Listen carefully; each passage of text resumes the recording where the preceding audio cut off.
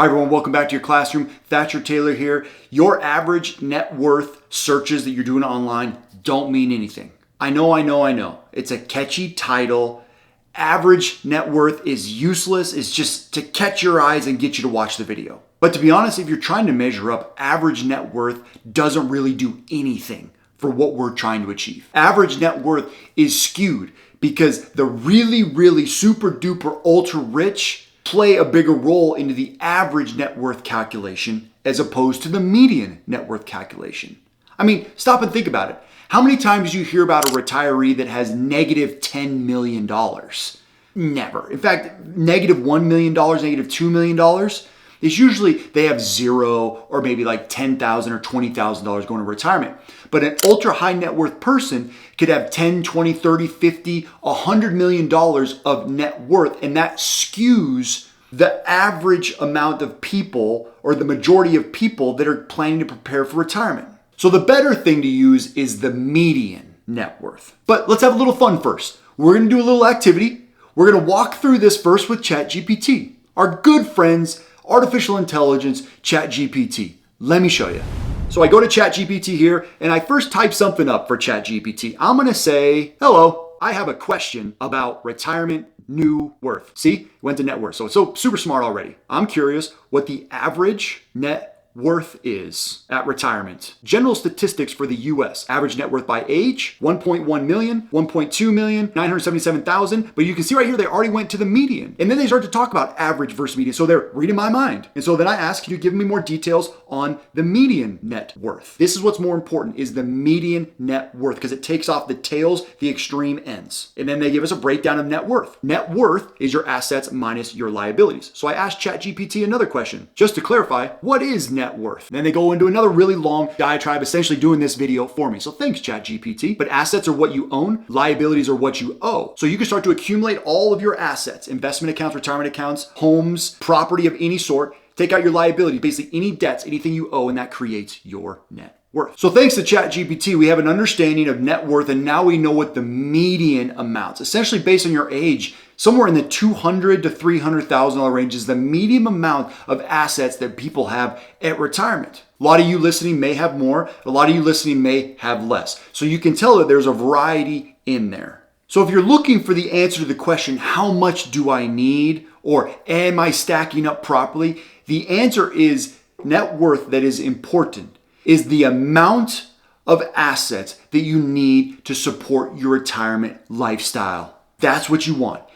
I've retired people with a few $100,000, and I've retired people with millions of dollars and everything in between. After 15 years, you see a lot of these situations. So we're going to go over 8 things that you can do to help increase your net worth leading into or being in retirement. And these are in no particular order, but we're going to start with number 1, which is invest strategically. One way to help your assets grow is to invest. Now, that doesn't mean starting to pick individual stocks or go on social media and find some weird, obscure investments. Maybe it just requires a certain rate of return of maybe 7, 8, 9% in a diversified portfolio of high quality equities and bonds that's going to be built to last into retirement and through retirement.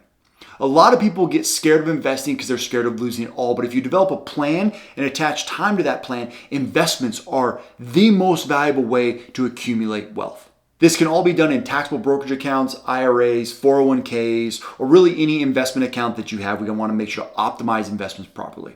Number 2 is utilizing real estate the right way. And I'm not saying going and buying a bunch of rental properties. I'm saying maybe some more difficult decisions. What if you need to downsize your residence? Because we're talking about net worth. So you have this asset with maybe a really big mortgage on it. Maybe downsizing the property to make your living situation more affordable could be valuable. Or if you have too much house, maybe you could rent out a portion of your home. It is becoming far more common for retirees to rent out portions of their home to other renters to generate some nice income to help pay for your expenses. Another option when it comes to real estate is a reverse mortgage. If you do have a house with a lot of equity in it, maybe utilizing that equity for income. And no, that doesn't mean you're going to lose your house or the bank's going to take it over. There's a really complex calculation to make sure it fits. But reverse mortgaging for cash flow is an extremely valuable tool that could be used. And then obviously if you have extra income, you can maybe pay down the extra principal on your mortgage to make it a little bit more affordable or pay it off a little bit earlier. All right, number 3, if you want to generate more income and to maybe invest more and just have more cash flow as you get into or through retirement, if you don't think you have enough assets, is you could start a business. If you have the ability to monetize your hobbies or your skills, maybe become a coach or a teacher, or some other part-time work like tutoring, but any way that you can utilize your skills to start a side business could be a great way to help increase your net worth by accumulating more income and saving and investing properly. Number 4 is you can start to pay off debt. Remember, assets minus liabilities equals net worth. So liabilities is one half of the calculation. So if you can utilize more income in the right areas to reduce down that debt, that automatically starts to increase your net worth over time. Even with interest rates these days, getting rid of debt is very valuable.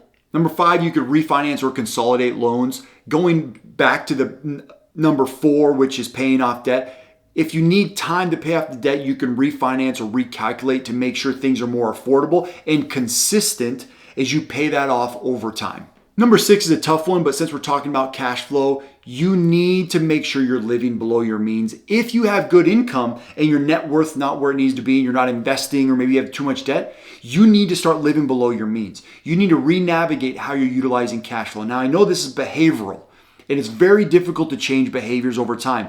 But if you really care about your net worth and your retirement, making sure you're living within your means is of the utmost importance. Number 7 is delaying Social Security. This does increase your benefit. Maximizing Social Security is going to be a way to help bridge the lower net worth because you're going to get more income from Social Security, so maybe you don't need as much net worth. So if you're really focused on more income in retirement, you're at that stage, make sure to maximize Social Security could be a really huge benefit for you as well. And then number 8, the most difficult one is you got to work longer. I know I talked about a side business before, but separate from maybe a side business where you have control, maybe a little extra cash and flexibility, maybe you have to work longer to generate income for a longer period of time or supplement income. But maybe it's only a couple years. I have clients where I say, hey, you just got to work a couple more years. We can build up your 401k more, make sure we have enough assets when you need it. In the future, you can utilize the company match. But other times, maybe you need to go work at Home Depot or Lowe's or some job to generate income for a longer period of time. But essentially, you may have to work because remember, retirement's all about income. So don't think you're done now. Retirement can be really scary and worrisome for a lot of people, especially when we look at these median numbers.